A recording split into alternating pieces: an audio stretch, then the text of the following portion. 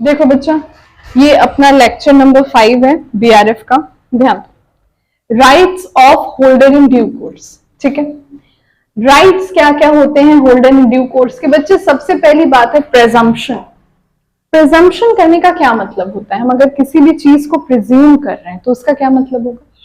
हम अगर let's say हम एक holder of in due course है, मतलब हमने किसी के लिए कुछ किया और वो कंसीडरेशन में हमें नेगोशिएबल इंस्ट्रूमेंट दिया, तो बच्चे हम ये प्रिज्यूम करके चल रहे हैं ना कि वो नेगोशिएबल इंस्ट्रूमेंट किसी भी डिफेक्ट से मुक्त है।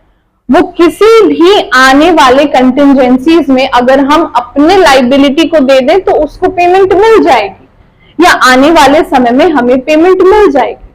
तो होल्डर इन ड्यू कोर्स का बेटा ये राइट है कि अगर वो ऐसा कोई भी प्रेजम्पशन करता है तो वो प्रेजम्पशन स्वीकृत माना जाएगा। मतलब हो सकता है आपके इंस्ट्रूमेंट में फ्रॉड रहा हो, but if he has presumed it to be a good instrument, a good title of the previous holder, तो ऐसे केस में उसका जो टाइटल है वो उसका प्रेजम्पशन सही माना जाएगा। मतलब अगेन पुरानी वाली सारी पार्टीज लायबल हो जाएंगी।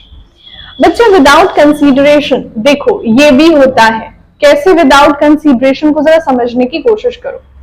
ये रहे मिस्टर ए, ठीक है बेटा, मिस्टर ए की एक लाइबिलिटी थी 20,000 की, इनको पे करना है, ये इनके क्रेडिटर हैं।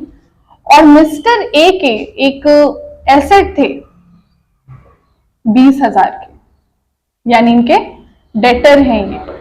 मिस्टर ए क्या कर सकते हैं? देखो बेटा, मान लो ये मिस्टर के है, ये मिस्टर एल है। के और एल में कहीं कोई इमीडिएट रिलेशन है? नहीं, उनके बीच केवल एक ये बंदा आ रहा है, मिस्टर ए। अब ऐसे केस में एंडोर्समेंट कर सकते हैं। मतलब मिस्टर ए के को बोल सकते हैं, सुनो के, तुम मेरे को पेमेंट करने के बदले डायरेक्टली ये पेमेंट मिस्टर एल को कर देना। के और एल में तो कोई इमीडिएट रिलेशन नहीं है, ना के ने एल के लिए कुछ किया, ना एल ने के लिए कुछ किया, मतलब कोई कंसीडरेशन भी नहीं इन्वॉल्व है। बट फिर भी अगर एल ये इंस्ट्रूमेंट को, जो एल इनकी लाइबिलिटी है, तो इस इंस्ट्रूमेंट को पा जाते हैं। अगर के ने इस बिल ऑफ एक्सचेंज में कहीं कोई डिफेक्ट भी रखा हो तो भी एल बेटा होल्डर इन ड्यू कोर्स बन जाएगा।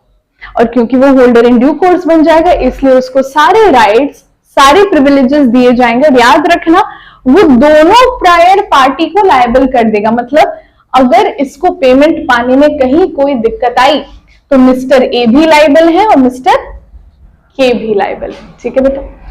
इनकोएट स्टैम्प्ड इंस्ट्रूमेंट, बेटा इनकोएट शब्द का मतलब क्या होता है? इसका मतलब होता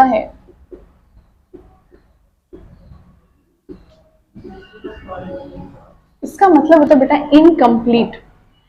इनकोएट या इनकम्प्लीट इंस्ट्रूमेंट बोलने का मतलब क्या है कि अगर आपका बिल ऑफ एक्सचेंज में कहीं साइन मिसिंग है, कहीं डेट मिसिंग है, और इंस्ट्रूमेंट को लेने वाला बंदा होल्डर इन ड्यू कोर्स है, उसको नहीं पता कि ये इंस्ट्रूमेंट इनकम्प्लीट है, उसे पता ही नहीं है कि इंस्ट्रूमेंट बनता कैसे, उसने गुड फेथ में ले लिया, तो अगर उस पे स्टैंप है, सरकारी मोहर है, और वो होती है बिल, अगर तुम कचहरी चले जाओ और तुम बोलो कि मैं एक बिल ऑफ एक्सचेंज का डॉक्यूमेंट चाहिए या प्रॉमिसरी नोट, तो वो स्टैंप पेपर देते हैं 100 रुपए का, 5 रुपए का भी, पहले 5 रुपए वाला भी चलता था, अब शायद सरकार ने उसको लीगल, अभी वो नहीं चलता, इनवैलिड है। उसको नहीं पता है कि किस तरह से इंस्ट्रूमेंट बनता है, फिर भी उसने ड्यू फेथ में लिया है, गुड टाइटल में लिया है, तो बेटा ऐसे सीन में एक इनकोएट इंस्ट्रूमेंट भी लीगल बन जाएगा। हमें देखो इस एक्ट में पूरी तरह से इंस्ट्रूमेंट की नेगोशिएबिलिटी को प्रमोट करना है, क्योंकि अगर वो नेगोशिएबल इंस्ट्रूमेंट नेगोशिएबल रहेगा नहीं तो एक्सेप्ट कौन करेगा? सब लोग बोलेगा नहीं नहीं नगद दो, कभी कभी तो ये चलता ही नहीं बिल ऑफ एक्सचेंज, इनके साथ ये हो गया, उनके साथ हो गया। इस वजह से उस इंस्ट्रूमेंट की नेगोशिएबिलिटी पे कोई नुकसान ना हो, इस वजह से हम होल्डर इन ड्यू कोर्स को जितनी हो सकती है उतनी प्रोटेक्शन देते हैं। उसके बाद no effect on conditional delivery. बेटा कंडीशनल डिलीवरी का मतलब, मान लो हुआ क्या, मिस्टर ए ने बी पे इंस्ट्रूमेंट ड्रॉ किया, मतलब इसका कि जो बी थे उन्होंने इनसे पैसा ले रखा है ये डेटर है, ये क्रेडिटर है, 10,000 की पेमेंट हुई, ठीक, very good.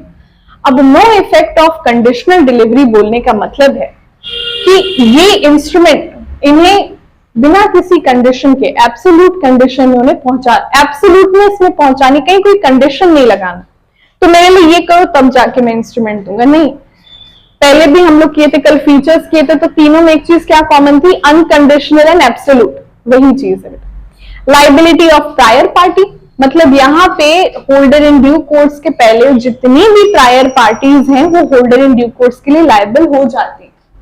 Better title from all defects, मतलब मैं क्या बोली अभी कि होल्डर इन ड्यू कोर्स वो पवित्र गंगा है, तो वो पवित्र गंगा में वो पापी इंस्ट्रूमेंट अगर नहा लिया तो वो भी क्या हो गया, पवित्र हो गया।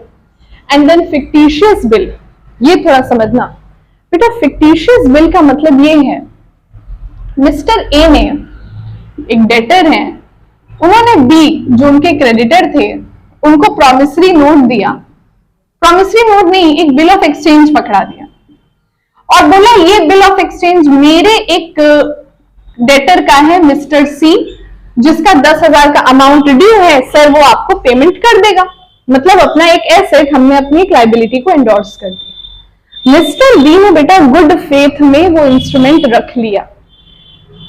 अंत में पता है क्या पता चला कि मिस्टर सी नाम का कोई व्यक्ति ही नहीं था, और ना कहीं जब वो व्यक्ति ही नहीं था तो कैसी अमाउंट ड्यू, तो ऐसे केस में अब again holder in due course यानी मिस्टर बी के साथ ही सरकार मतलब कानून खड़ी रहेगी। तो अगर ऐसा कोई व्यक्ति, फिक्टिशियस मतलब क्या, काल्पनिक, तो ये अगर एक फिक्टिशियस बिल है मतलब ऐसा कोई व्यक्ति नहीं एग्जिस्ट करता या ऐसा कोई अमाउंट नहीं एग्जिस्ट करता, तो दोबारा लाइबिलिटी किसकी हो जाएगी, मिस्टर ए की। मतलब किसी भी हालत में होल्डर इन ड्यू कोर्स को हमें प्रोटेक्शन देना ही देना है। इसी के साथ होल्डर इन ड्यू कोर्स का तुम लोग के मिड टर्म का जितना चीज आ सकता है वो खत्म हो गया। अब हम लोग करेंगे स्पेशल कॉन्ट्रैक्ट्स और बाकी dishonour of cheque, discharge, crossing, ये सारी चीजें कल देखेंगे। ठीक है बच्चे, तो अब हम स्टार्ट करेंगे VRF 1 कॉन्ट्रैक्ट एक्ट्स।